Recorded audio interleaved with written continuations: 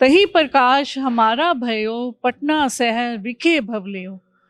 गुरु दी प्यारी साजी निवाजी साध संगत जी दे नाल पटना साहिब दी उस इतिहासिक धरती तो जिथे मेरे दसम पातशाह धन धन गुरु गोबिंद सिंह साहिब जी दी चरण छो प्राप्त सारियां संगतां दे नाल फतेह दी सांझ। वाहिगुरु जी का खालसा, वाहिगुरु जी की फतेह।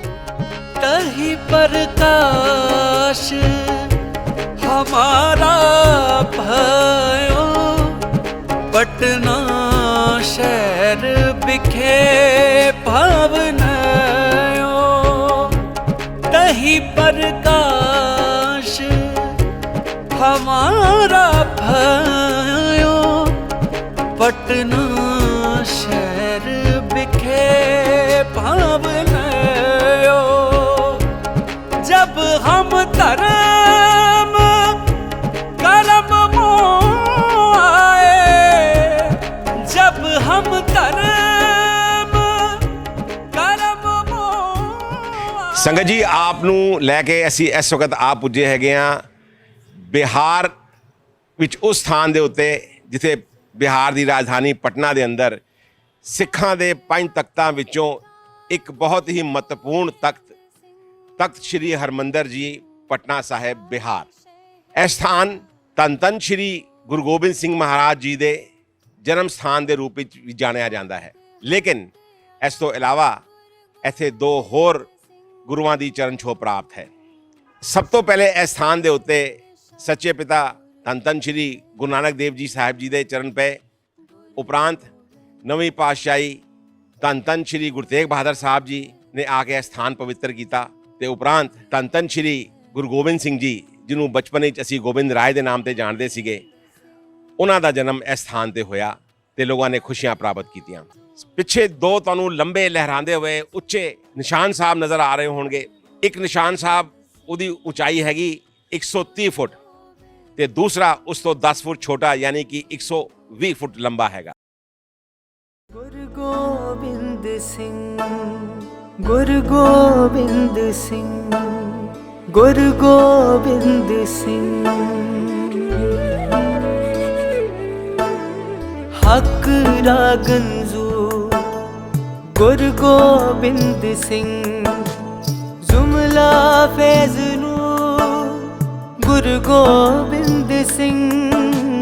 हक हक अगा गुरु गोबिंद सिंह, शाहे शहनशाह गुरु गोबिंद सिंह।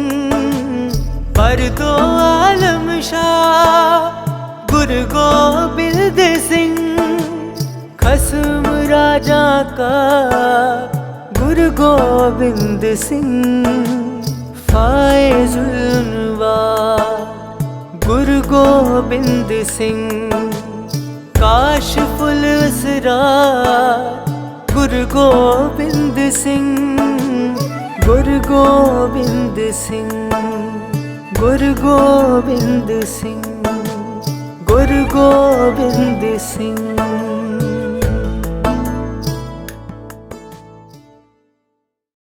संगत जी इस वक्त आप दर्शन कर रहे हैगे हो तख्त श्री हरमंदर जी पटना साहिब विखे मुख्य दरबार हाल दे ठीक सामने आप जी नूं नज़र आ रही होगी एक सोहनी या तस्वीर धन धन श्री गुरु गोबिंद सिंह जी दी महाराज दी एक पालकी साहब के उत्ते सुशोभित।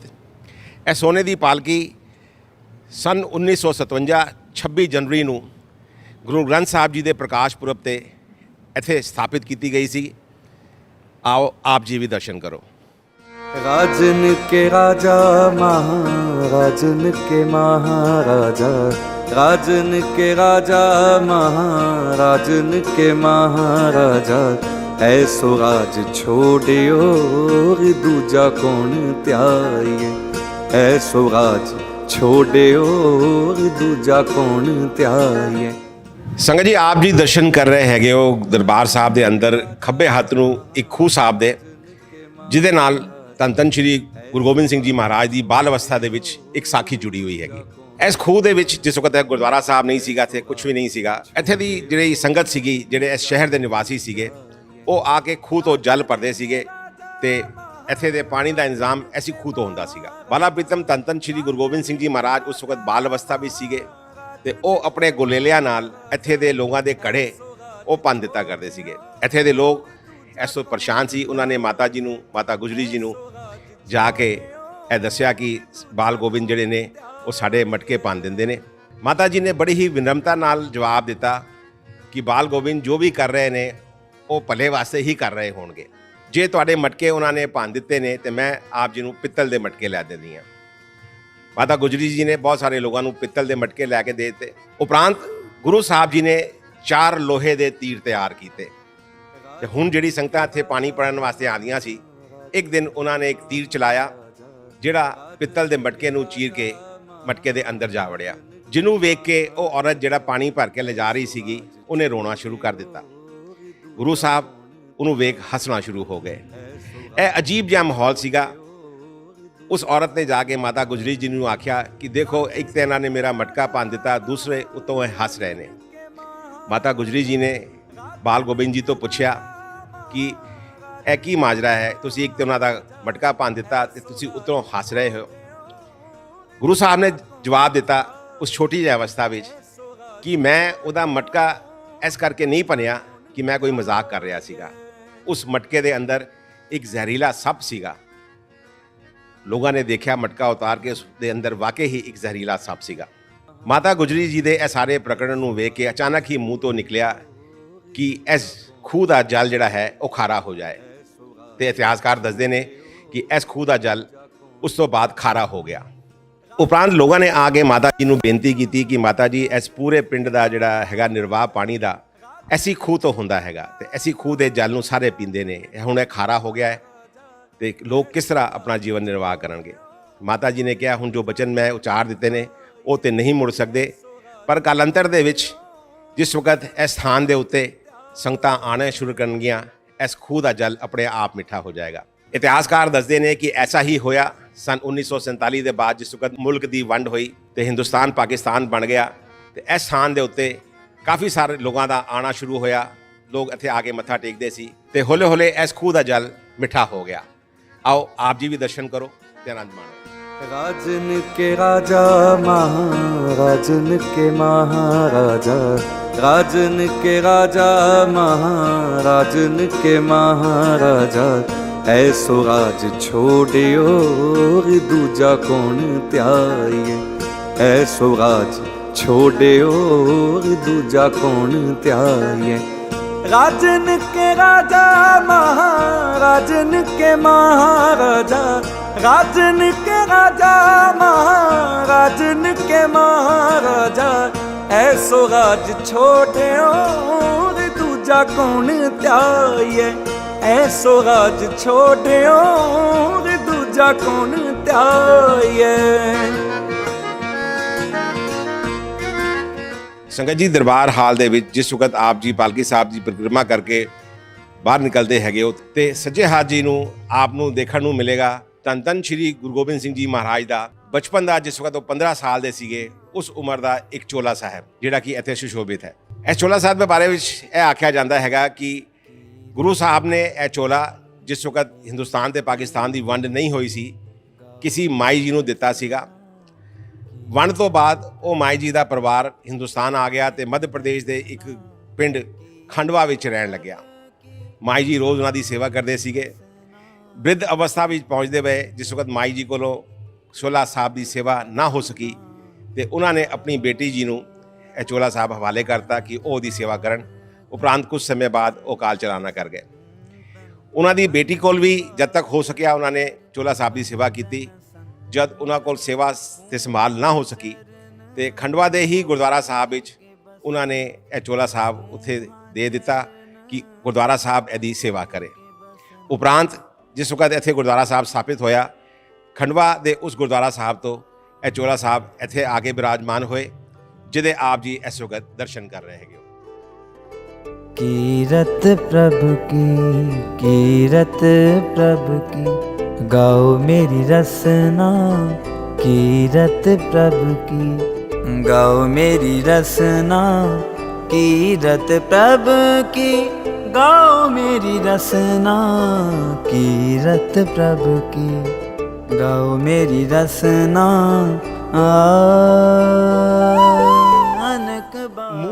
ਨਾਲ ਇਹ ਸਥਾਨ ਜਿੱਥੇ ਇਸ ਵਕਤ ਅਸੀਂ ਖਲੋਤੇ ਹੈਗੇ ਆ, ਇਹ ਸਥਾਨ ਪਟਨਾ ਦੇ ਮਸ਼ਹੂਰ ਜੌਹਰੀ ਸਾਲਸ ਰਾਏ ਜੌਹਰੀ ਦਾ ਨਿਵਾਸ ਹੋਇਆ ਕਰਦਾ ਸੀ, ਜਾਂ ਉਹਨਾਂ ਦੀ ਹਵੇਲੀ, ਜਾਂ ਆਪਾਂ ਉਹਨਾਂ ਨੂੰ ਕਹਿ ਸਕਦੇ ਹਾਂ ਉਹਦਾ ਘਰ ਹੁੰਦਾ ਸੀਗਾ। ਧੰਨ ਧੰਨ ਸ਼੍ਰੀ ਗੁਰੂ ਨਾਨਕ ਦੇਵ ਜੀ ਮਹਾਰਾਜ ਜਿਸ ਵਕਤ ਆਪਣੀ ਪੂਰਬ ਦੀ ਉਦਾਸੀ ਕਰ ਰਹੇ ਸੀਗੇ, ਉਹ ਉਸ ਵਕਤ ਇਸ ਸਥਾਨ ਦੇ ਉੱਤੇ ਆਉਂਦੇ ਨੇ। ਉਹਨਾਂ ਦੀ ਮੁਲਾਕਾਤ ਹੁੰਦੀ ਹੈ ਸਾਲਸ ਰਾਏ ਜੌਹਰੀ ਨਾਲ। ਸਾਲਸ ਰਾਏ ਜੌਹਰੀ ਗੁਰੂ ਸਾਹਿਬ ਤੋਂ ਬਹੁਤ ਹੀ ਪ੍ਰਭਾਵਿਤ ਹੁੰਦਾ ਹੈਗਾ, ਤੇ ਇਸ ਸਥਾਨ ਦੇ ਉੱਤੇ ਸਿੱਖ ਇਤਿਹਾਸ ਦੀ ਪਹਿਲੀ ਮੰਜੀ, ਯਾਨੀ ਕਿ ਐਸਾ ਕੇਂਦਰ ਜਿੱਥੋਂ ਧਰਮ ਦਾ ਪ੍ਰਚਾਰ ਹੋ ਸਕੇ, ਉਹ ਥਾਪਿਆ ਜਾਂਦਾ ਹੈ। ਉਹਦੀ ਸ਼ੁਰੂਆਤ ਹੁੰਦੀ ਹੈਗੀ। ਗੁਰੂ ਨਾਨਕ ਦੇਵ ਜੀ ਇਸ ਸਥਾਨ ਦੇ ਉੱਤੇ ਤਕਰੀਬਨ 4 ਮਹੀਨੇ ਰੁਕੇ, ਐਸਾ ਇਤਿਹਾਸ ਵਿੱਚ ਲਿਖਿਆ ਹੈਗਾ। ਐਸੇ ਸਥਾਨ ਤੇ ਗੁਰੂ ਨਾਨਕ ਦੇਵ ਜੀ ਮਹਾਰਾਜ ਨੇ ਊਚ ਨੀਚ, ਅਮੀਰ ਗਰੀਬੀ ਦਾ ਭੇਦਭਾਵ ਮਿਟਾ ਕਰ ਸੰਗਤ ਨੂੰ ਪੰਗਤ ਵਿੱਚ ਬਿਠਾ ਕੇ ਲੰਗਰ ਛਕਾਉਣ ਦੀ ਮਰਿਆਦਾ ਸ਼ੁਰੂ ਕੀਤੀ ਸੀਗੀ। 6ਵੇਂ ਗੁਰੂ ਸ਼੍ਰੀ ਗੁਰੂ ਹਰਗੋਬਿੰਦ ਸਾਹਿਬ ਜੀ ਨੇ ਵੀ ਇਸ ਸਥਾਨ ਨੂੰ ਪੂਰਵ ਦੀ ਸੰਗਤ ਗੁਰੂ ਕਾ ਖਾਲਸਾ ਕਹਿ ਕੇ ਸਨਮਾਨ ਦਿੱਤਾ ਸੀਗਾ। ਜਿਸ ਵਕਤ ਧੰਨ ਧੰਨ ਸ਼੍ਰੀ ਗੁਰੂ ਨਾਨਕ ਦੇਵ ਜੀ ਇੱਥੋਂ ਅੱਗੇ ਜਾਣ ਲੱਗੇ, ਤੇ ਉਹਨਾਂ ਦੇ ਸਿੱਖਾਂ ਨੇ ਤੇ ਉਹਨਾਂ ਦੇ ਅਨੁਯਾਈਆਂ ਨੇ ਗੁਰੂ ਸਾਹਿਬ ਕੋਲ ਪੁੱਛਿਆ ਕਿ ਉਹ ਹੁਣ ਦੁਬਾਰਾ ਕਦੋਂ ਆਣਗੇ। ਗੁਰੂ ਸਾਹਿਬ ਨੇ ਜਵਾਬ ਦਿੱਤਾ ਕਿ ਉਹ ਇੱਕ ਵਾਰ 9ਵੇਂ ਜਾਮੇ ਦੇ ਅੰਦਰ ਇਸ ਸਥਾਨ ਦੇ ਉੱਤੇ ਜ਼ਰੂਰ ਆਣਗੇ। ਕਾਲਾਂਤਰ ਵਿੱਚ ਐਸਾ ਹੀ ਹੋਇਆ। ਗੁਰੂ ਨਾਨਕ ਦੀ ਨਵੀਂ ਜੋਤ ਧੰਨ ਧੰਨ ਸ਼੍ਰੀ ਗੁਰੂ ਤੇਗ ਬਹਾਦਰ ਸਾਹਿਬ ਜੀ ਦੇ ਵੀ ਚਰਨ ਇਸ ਸਥਾਨ ਦੇ ਉੱਤੇ ਪਏ।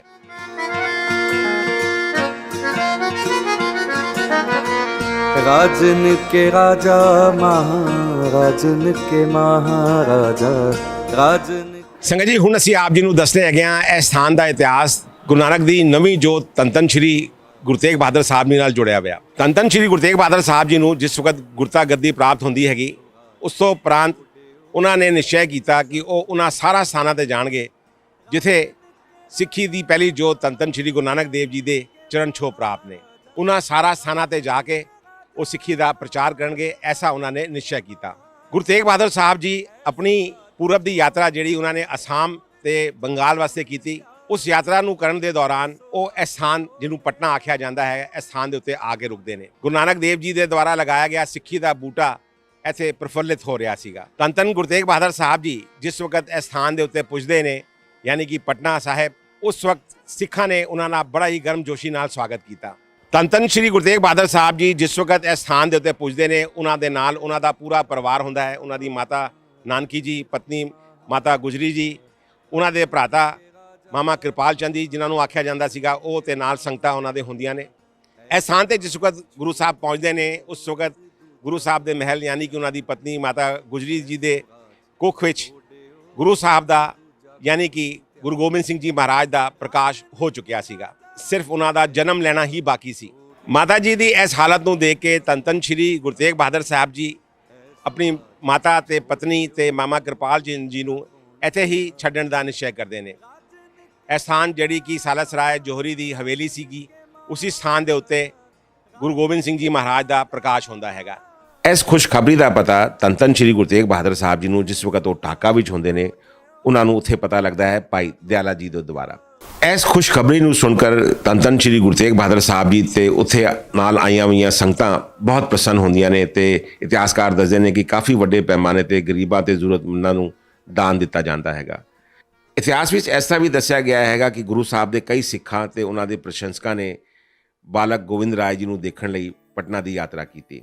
ਬਾਲਕ ਗੋਬਿੰਦ ਰਾਏ ਜੀ ਦਾ ਨਾਂ ਧੰਨ ਧੰਨ ਸ਼੍ਰੀ ਗੁਰੂ ਤੇਗ ਬਹਾਦਰ ਸਾਹਿਬ ਜੀ ਨੇ ਸਵੈਂ ਰੱਖਿਆ ਸੀਗਾ, ਤੇ ਉਹਦੇ ਵਾਸਤੇ ਉਹਨਾਂ ਨੇ ਇੱਕ ਪੱਤਰ ਭੇਜਿਆ ਸੀ ਪਟਨਾ ਵਿੱਚ। ਇਹਦਾ ਜ਼ਿਕਰ ਵੀ ਇਤਿਹਾਸ ਵਿੱਚ ਆਉਂਦਾ ਹੈਗਾ। ਆਪ ਜੀ ਨੇ ਸਰਵਣ ਕੀਤਾ ਸ਼੍ਰੀ ਗੁਰੂ ਤੇਗ ਬਹਾਦਰ ਸਾਹਿਬ ਜੀ ਜਿਹੜੀ ਕਿ ਗੁਰੂ ਨਾਨਕ ਦੀ ਨਵੀਂ ਜੋਤ ਸੀਗੀ, ਉਹਨਾਂ ਨਾਲ ਸੰਬੰਧਿਤ ਇਸ ਸਥਾਨ ਦਾ ਇਤਿਹਾਸ। ਸਤਿਗੁਰ ਢਾਕ ਲਿਆ ਮੋਹਿ ਪਪੀ ਪੜਦਾ। ਆਖਿਰਕਾਰ ਉਹ ਖੁਸ਼ੀ ਦਾ ਦਿਹਾੜਾ ਆ ਹੀ ਗਿਆ। ਸਨ 1666 ਇਹ ਉਹ ਇਤਿਹਾਸਿਕ ਦਿਨ ਸੀਗਾ ਜਿਸ ਦਿਨ ਪਟਨਾ ਵਿਖੇ ਜਿਸ ਸਥਾਨ ਦੇ ਅਸੀਂ ਖਲੋਤੇ ਹੈਗੇ ਹਾਂ, ਇਸ ਸਥਾਨ ਦੇ ਉੱਤੇ ਗੁਰੂ ਨਾਨਕ ਦੀ 10ਵੀਂ ਜੋਤ ਧੰਨ ਧੰਨ ਸ਼੍ਰੀ ਗੁਰੂ ਗੋਬਿੰਦ ਸਿੰਘ ਜੀ ਮਹਾਰਾਜ ਦਾ ਪ੍ਰਕਾਸ਼ ਹੁੰਦਾ ਹੈ, ਯਾਨੀ ਕਿ ਆਗਮਨ ਹੁੰਦਾ ਹੈ, ਜਾਂ ਐਸਾ ਵੀ ਕਹਿ ਸਕਦੇ ਹਾਂ ਕਿ ਉਹਨਾਂ ਦਾ ਜਨਮ ਹੁੰਦਾ ਹੈ। ਗੁਰੂ ਸਾਹਿਬ ਦੇ ਸ਼ੁਰੂਆਤੀ 4 ਸਾਲ ਤਕਰੀਬਨ ਐਸੀ ਸਥਾਨ ਤੇ ਗੁਜ਼ਰੇ, ਐਸਾ ਇਤਿਹਾਸ ਦੱਸਦਾ ਹੈਗਾ। ਗੁਰੂ ਸਾਹਿਬ ਦਾ ਸਾਰਾ ਬਚਪਨ ਪਟਨਾ ਵਿੱਚ ਗੁਜ਼ਰਿਆ। ਐਸੀ ਸਥਾਨ ਯਾਨੀ ਕਿ ਪਟਨਾ ਸ਼ਹਿਰ ਦੇ ਵਿੱਚ ਉਹ ਵੱਡੇ ਹੋਏ, ਇੱਥੇ ਹੀ ਖੇਡੇ। ਇਤਿਹਾਸਕਾਰਾਂ ਦਾ ਇਹ ਕਹਿਣਾ ਹੈਗਾ ਕਿ ਐਸੀ ਸਥਾਨ ਦੇ ਉੱਤੇ ਆਪਣੇ ਜੀਵਨ ਦੇ 4 ਸਾਲ ਉਹਨਾਂ ਨੇ ਗੁਜ਼ਾਰੇ। ਐਸੀ ਸਥਾਨ ਦੇ ਉੱਤੇ ਉਹ ਪਲੇ ਵੱਡੇ ਹੋਏ, ਇੱਥੇ ਹੀ ਉਹ ਖੇਡੇ। ਉਹਨਾਂ ਦੇ ਪਸੰਦੀਦਾ ਖੇਡਾਂ ਵਿੱਚੋਂ ਧਨੁਸ਼, ਤੀਰ, ਤਲਵਾਰ ਇਹ ਸਾਰੇ ਕੁਝ ਹੁੰਦੇ ਸੀਗੇ।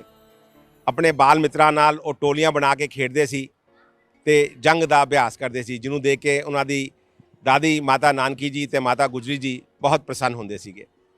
ਜਿਸ ਇਤਿਹਾਸਿਕ ਪਵਿੱਤਰ ਸਥਾਨ ਦੇ ਆਪ ਦਰਸ਼ਨ ਕਰ ਰਹੇ ਹੈਗੇ ਹੋ, ਜਿਸ ਨੂੰ ਸ਼੍ਰੀ ਗੁਰੂ ਗੋਬਿੰਦ ਸਿੰਘ ਜੀ ਮਹਾਰਾਜ ਦੇ ਜਨਮ ਸਥਾਨ ਦੇ ਰੂਪ ਵਿੱਚ ਜਾਣਿਆ ਜਾਂਦਾ ਹੈ, ਉੱਥੇ ਆਉਣ ਵਾਲੇ ਸਭ ਤੋਂ ਪਹਿਲੇ ਮੁਰੀਦਾਂ ਵਿੱਚੋਂ ਸੀਗੇ ਪੀਰ ਪੀਕਨ ਸ਼ਾਹ। ਪੀਰ ਪੀਕਨ ਸ਼ਾਹ ਇੱਕ ਮੁਸਲਮਾਨ ਪੀਰ ਸੀਗੇ, ਜਿਹੜੇ ਕਿ ਕਰਨਾਲ ਦੇ ਠਸਕਾ ਪਿੰਡ ਵਿੱਚ ਰਿਹਾ ਕਰਦੇ ਸੀਗੇ, ਜਿਹੜਾ ਕਿ ਹਰਿਆਣਾ ਵਿੱਚ ਹੈ। ਜਿਸ ਦਿਨ ਗੋਬਿੰਦ ਰਾਏ ਦਾ ਜਨਮ ਪਟਨਾ ਵਿੱਚ ਹੋਇਆ, ਪੀਰ ਪੀਕਨ ਸ਼ਾਹ ਨੇ ਕੁਝ ਇਸ ਤਰ੍ਹਾਂ ਕੀਤਾ ਕਿ ਉਹਨਾਂ ਦੇ ਆਸ-ਪਾਸ ਰਹਿਣ ਵਾਲੇ ਸਾਰੇ ਮੁਸਲਮਾਨਾਂ ਨੂੰ ਉਸ ਕਾਰਨ ਨਾਲ ਝਟਕਾ ਲੱਗਿਆ। ਹਮੇਸ਼ਾ ਜਿਸ ਵਕਤ ਵੀ ਮੁਸਲਮਾਨ ਲੋਕ ਆਪਣੀ ਨਮਾਜ਼ ਅਦਾ ਕਰਦੇ ਨੇ ਤੇ ਉਹ ਪੱਛਮ ਦੀ ओर ਜਿੱਥੇ ਮੱਕਾ ਹੈ ਉਸ ਪਾਸੇ ਆਪਣਾ ਸਿਰ ਕਰਕੇ ਨਮਾਜ਼ ਅਦਾ ਕਰਦੇ ਨੇ, ਪਰ ਇਸ ਦਿਨ ਪੀਰ ਪੀਕਨ ਸ਼ਾਹ ਨੇ ਪਟਨਾ ਜਿਹੜਾ ਕਿ ਪੂਰਬ ਦੀ ओर ਸੀ ਉਸ ਪਾਸੇ ਆਪਣਾ ਸਿਰ ਝੁਕਾਇਆ। ਉਹਨਾਂ ਦੇ ਮੁਸਲਮਾਨ ਸ਼ਿਸ਼ ਤੇ ਪਿੰਡ ਵਾਲੇ ਉਸ ਦਿਨ ਬੜੇ ਹੀ ਆਸ਼ਚਰਚਕਿਤ ਹੋਏ ਤੇ ਉਹਨਾਂ ਨੂੰ ਇਸ ਗੱਲ ਦੀ ਹੈਰਾਨਗੀ ਵੀ ਸੀ, ਕਿਉਂਕਿ ਭਾਰਤ ਦੇ ਮੁਸਲਮਾਨ ਹਮੇਸ਼ਾ ਮੱਕਾ ਦੀ ਦਿਸ਼ਾ ਵਿੱਚ ਜਿਹੜਾ ਕਿ ਪੱਛਮ ਹੈ ਉਸ ਪਾਸੇ ਸਿਰ ਝੁਕਾ ਕੇ ਆਪਣਾ ਸਜਦਾ ਕਰਦੇ ਨੇ। ਉਹਨਾਂ ਨੇ ਪੀਰ ਨੂੰ ਪਟਨਾ ਦੀ ओर ਸਜਦਾ ਕਰਨ ਦਾ ਕਾਰਨ ਪੁੱਛਿਆ। ਤਦ ਪੀਰ ਸ਼ਾਹ ਨੇ ਉੱਤਰ ਦਿੱਤਾ ਕਿ ਅੱਜ ਅੱਲਾ ਦੇ ਇੱਕ ਹੋਰ ਪਿਆਰੇ ਦਾ ਜਨਮ ਹੋਇਆ ਹੈ, ਯਾਨੀ ਕਿ ਪ੍ਰਕਾਸ਼ ਹੋਇਆ ਹੈ। ਇਹ ਉਹ ਸੰਤ ਹੋਏਗਾ ਜਿਹੜਾ ਕਿ ਸੰਤ ਵੀ ਹੋਏਗਾ ਤੇ ਸਿਪਾਹੀ ਵੀ ਹੋਏਗਾ, ਜਿਹਨੇ ਬੁਰਾਈ ਪਾਪ ਤੇ ਝੂਠ ਨੂੰ ਨਸ਼ ਕਰਨ ਲਈ ਇਸ ਪ੍ਰithvi ਤੇ ਜਨਮ ਲਿੱਤਾ ਹੈ। ਉਹ ਹੱਕ ਤੇ ਸੱਚਾਈ ਲਈ ਲੜੇਗਾ।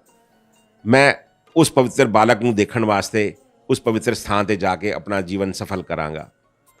ਇਹ ਕਹਿ ਪੀਰ ਪੀਕਨ ਸ਼ਾਹ ਆਪਣੇ ਕੁਝ ਸਿੱਸ਼ਾਂ ਨੂੰ ਲੈ ਕੇ ਪਟਨਾ ਦੀ ओर ਰਵਾਨਾ ਹੋ ਜਾਂਦੇ ਨੇ। ਪਟਨਾ ਪਹੁੰਚ ਕੇ ਪੀਰ ਪੀਕਨ ਸ਼ਾਹ ਉਸ ਘਰ ਵਿੱਚ ਗਏ ਜਿੱਥੇ ਗੋਬਿੰਦ ਰਾਏ ਜੀ ਦਾ ਜਨਮ ਹੋਇਆ ਸੀ, ਜਿਹਨੂੰ ਤਖਤ ਹਰਮਿੰਦਰ ਸਾਹਿਬ ਦੇ ਨਾਂ ਤੇ ਲੋਕ ਜਾਣਦੇ ਨੇ। ਇਸ ਸਥਾਨ ਦੇ ਬਾਹਰ ਪੀਰ ਪੀਕਨ ਸ਼ਾਹ ਜੀ ਨੇ ਸਜਦਾ ਕੀਤਾ, ਦਰਵਾਜ਼ੇ ਦੇ ਕੋਲ ਬੈਠ ਗਏ। ਸਿੱਖਾਂ ਨੇ ਜਿਸ ਵਕਤ ਉਹਨਾਂ ਤੋਂ ਪੁੱਛਿਆ ਕਿ ਉਹ ਕੌਣ ਨੇ, ਕੀ ਚਾਹੁੰਦੇ ਨੇ ਤੇ ਇੱਥੇ ਕਿਉਂ ਬੈਠੇ ਨੇ, ਤੇ ਪੀਰ ਸਾਹਿਬ ਨੇ ਆਖਿਆ ਕਿ ਮੈਂ ਇਸ ਪਵਿੱਤਰ ਬੱਚੇ ਦੇ ਦਰਸ਼ਨ ਕਰਨ ਤੇ ਆਸ਼ੀਰਵਾਦ ਲੈਣ ਵਾਸਤੇ ਬੜੀ ਦੂਰ ਤੋਂ ਆਇਆ ਹਾਂ।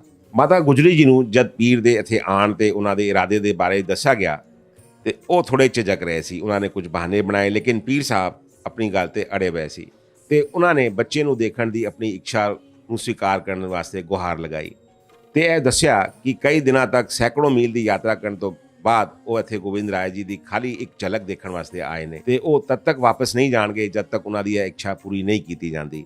ਤੇ ਜੇ ਉਹਨਾਂ ਦੀ ਇੱਛਾ ਪੂਰੀ ਨਾ ਕੀਤੀ ਗਈ ਤੇ ਨਾ ਕੁਝ ਖਾਣਗੇ ਤੇ ਨਾ ਕੁਝ ਪੀਣਗੇ ਤੇ ਐਸੀ ਸਥਾਨ ਦੇ ਉੱਤੇ ਬੈਠੇ ਰਹਿਣਗੇ। ਇਹ ਸਾਰੀ ਗੱਲਾਂ ਨੂੰ ਸੁਣ ਅੰਤ ਵਿੱਚ ਪੀਰ ਸਾਹਿਬ ਨੂੰ ਬਾਲਕ ਗੋਬਿੰਦ ਰਾਏ ਜੀ ਨੂੰ ਦੇਖਣ ਦੀ ਅਨੁਮਤੀ ਦੇ ਦਿੱਤੀ ਗਈ, ਐਸਾ ਇਤਿਹਾਸ ਦੱਸਦਾ ਹੈਗਾ। ਬਾਲਕ ਗੋਬਿੰਦ ਰਾਏ ਜੀ ਨੂੰ ਦੇਖਣ ਵਾਸਤੇ ਪੀਰ ਸਾਹਿਬ ਉਸ ਕਮਰੇ ਵਿੱਚ ਗਏ। ਉਹਨਾਂ ਨੇ ਬੜੇ ਆਦਰ ਪੂਰਵਕ ਗੁਰੂ ਸਾਹਿਬ ਦੇ ਅੱਗੇ ਮੱਥਾ ਟੇਕਿਆ। ਆਪਣੇ ਨਾਲ ਉਹ 2 ਮਿੱਟੀ ਦੇ ਬਰਤਨਾਂ ਦੇ ਵਿੱਚ ਕੁਝ ਮਿਠਾਈ ਲੈ ਕੇ ਗਏ ਸੀਗੇ। ਪੀਰ ਸਾਹਿਬ ਜੀ ਨੇ ਇੱਕ ਮਟਕਾ ਮਿਠਾਈ ਦਾ ਇੱਕ ਮੁਸਲਮਾਨ ਤੋਂ ਲਿੱਤਾ ਸੀਗਾ ਤੇ ਦੂਸਰਾ ਮਿਠਾਈ ਦਾ ਬਰਤਨ ਉਹਨਾਂ ਨੇ ਇੱਕ ਹਿੰਦੂ ਦੀ ਦੁਕਾਨ ਤੋਂ ਖਰੀਦਿਆ ਸੀਗਾ। ਗੋਬਿੰਦ ਰਾਏ ਜੀ ਦੇ ਸਾਹਮਣੇ ਉਹਨਾਂ ਨੇ ਮਿਠਾਈ ਵਾਲੇ ਦੋਨੋਂ ਭਾਂਡਿਆਂ ਨੂੰ ਰੱਖ ਕੇ ਹੱਥ ਜੋੜ ਕੇ ਉਹ ਬੈਠ ਗਏ। ਪੀਰ ਪੀਕਨ ਸ਼ਾਹ ਜੀ ਦੁਆਰਾ ਲਿਆਏ ਗਏ ਉਹ ਦੋਨੋਂ ਮਿੱਟੀ ਦੇ ਭਾਂਡੇ ਜਿਨ੍ਹਾਂ ਵਿੱਚ ਮਿਠਾਈ ਸੀਗੀ, ਉਹਨਾਂ ਨੂੰ ਵੇਖ ਕੇ ਬਾਲਕ ਗੋਬਿੰਦ ਰਾਏ ਜੀ ਮੁਸਕਰਾਏ।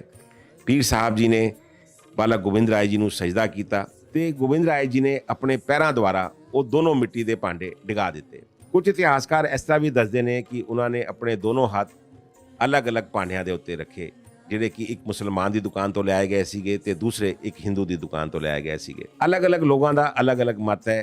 ਕੁਝ ਇਤਿਹਾਸਕਾਰ ਦੱਸਦੇ ਨੇ ਕਿ ਹੱਥ ਉਹਨਾਂ ਨੇ ਛੂਏ ਸੀ ਤੇ ਕੁਝ ਲੋਕਾਂ ਦਾ ਇਹ ਦੱਸਣਾ ਹੈਗਾ ਕਿ ਉਹਨਾਂ ਨੇ ਆਪਣੇ ਪੈਰਾਂ ਦੁਆਰਾ ਉਹ ਭਾਂਡੇ ਗਿਰਾ ਦਿੱਤੇ ਸੀਗੇ। ਨਵਜਾਤ ਗੋਬਿੰਦ ਰਾਏ ਜੀ ਨੇ ਆਪਣੇ ਪੈਰਾਂ ਨਾਲ ਉਹਨਾਂ ਨੂੰ ਭਾਂਡਿਆਂ ਨੂੰ ਡਿਗਾਇਆ ਕਿ ਆਪਣੇ ਹੱਥ ਲਗਾਏ, ਇਹ ਇੱਕ ਸ਼ੋਧ ਦਾ ਵਿਸ਼ਾ ਹੈਗਾ। ਬਹਿਰਾਲ ਪੀਰ ਪੀਕਨ ਸ਼ਾਹ ਨੂੰ ਉਹਨਾਂ ਦੇ ਮੁਰੀਦਾਂ ਨੇ ਇਹ ਵੱਖ-ਵੱਖ ਦੁਕਾਨਾਂ ਤੋਂ ਲਿਆਏ ਹੋਏ ਭਾਂਡਿਆਂ ਦੇ ਬਾਰੇ ਵਿੱਚ ਪੁੱਛਿਆ ਤੇ ਪੀਰ ਸਾਹਿਬ ਨੇ ਉਹਨਾਂ ਨੂੰ ਦੱਸਿਆ ਕਿ ਮੈਂ ਬੱਚੇ ਦੇ ਸਾਹਮਣੇ ਮਿਠਾਈ ਦੇ ਬਰਤਨ ਇਹ ਸੋਚ ਕੇ ਰੱਖੇ ਸੀ ਕਿ ਅਗਰ ਉਹ ਹਿੰਦੂ ਦੀ ਦੁਕਾਨ ਦੀ ਲਿਆਈ ਵੀ ਮਿਠਾਈ ਦੇ ਆਪਣਾ ਹੱਥ ਰੱਖੇਗਾ ਤੇ ਉਹ ਹਿੰਦੂਆਂ ਦਾ ਪੱਖ ਲਏਗਾ, ਤੇ ਜੇ ਉਹ ਮੁਸਲਮਾਨ ਦੀ ਦੁਕਾਨ ਤੇ ਲਿਆਈ ਵੀ ਮਿਠਾਈ ਦੇ ਉੱਤੇ ਆਪਣਾ ਹੱਥ ਰੱਖੇਗਾ ਤੇ ਉਹ ਮੁਸਲਮਾਨਾਂ ਦਾ ਪੱਖ ਲਏਗਾ। ਲੇਕਿਨ ਇਸ ਪਵਿੱਤਰ ਬੱਚੇ ਦੀ ਬੁੱਧਮਾਨੀ ਨੂੰ ਵੇਖ ਕੇ ਮੈਂ ਆਸ਼ਚਰਚਕਿਤ ਰਹਿ ਗਿਆ। ਉਹਨਾਂ ਨੇ ਦੋਨਾਂ ਹੀ ਭਾਂਡਿਆਂ ਨੂੰ ਛੂਇਆ, ਜਿਹੜਾ ਕਿ ਇਹ ਦਰਸਾਉਂਦਾ ਹੈ ਕਿ ਉਹ ਹਿੰਦੂ ਤੇ ਮੁਸਲਮਾਨ ਦੋਨਾਂ ਨੂੰ ਸਮਾਨ ਰੂਪ ਨਾਲ ਪਿਆਰ ਕਰੇਗਾ। ਜੈਸੇ ਜੈਸੇ ਉਹ ਵੱਡਾ ਹੋਏਗਾ ਹਿੰਦੂ ਤੇ ਮੁਸਲਮਾਨ ਦੋਨਾਂ ਦੀ ਮਦਦ ਕਰੇਗਾ ਜਦ ਵੀ ਉਹਨਾਂ ਨੂੰ ਉਹਨਾਂ ਦੀ ਮਦਦ ਦੀ ਲੋੜ ਹੋਏਗੀ। ਪੀਰ ਸਾਹਿਬ ਬਾਲਕ ਗੋਬਿੰਦ ਰਾਏ ਜੀ ਦੇ ਇਸ ਕ੍ਰਿਤ ਨਾਲ ਬੜੇ ਹੀ ਪ੍ਰਭਾਵਿਤ ਤੇ ਪ੍ਰਸੰਨ ਹੋਏ। ਬਾਅਦ ਵਿੱਚ ਉਹ ਆਪਣੇ ਸੇਵਕਾਂ ਨਾਲ ਘਰ ਵਾਪਸ ਲੌਟ ਗਏ ਤੇ ਇਤਿਹਾਸਕਾਰ ਦੱਸਦੇ ਨੇ ਕਿ ਜੀਵਨ ਪਰ ਉਹ ਗੁਰੂ ਸਾਹਿਬ ਦੇ ਦ੍ਰਿੜ ਸਮਰਥਕ ਬਣ ਕੇ ਰਹੇ। रमजा तेरिया वे बाबा वाह रमजा तेरिया वाहे गुरु जी वाहे गुरु वाह रमजा तेरिया वे बाबा वाह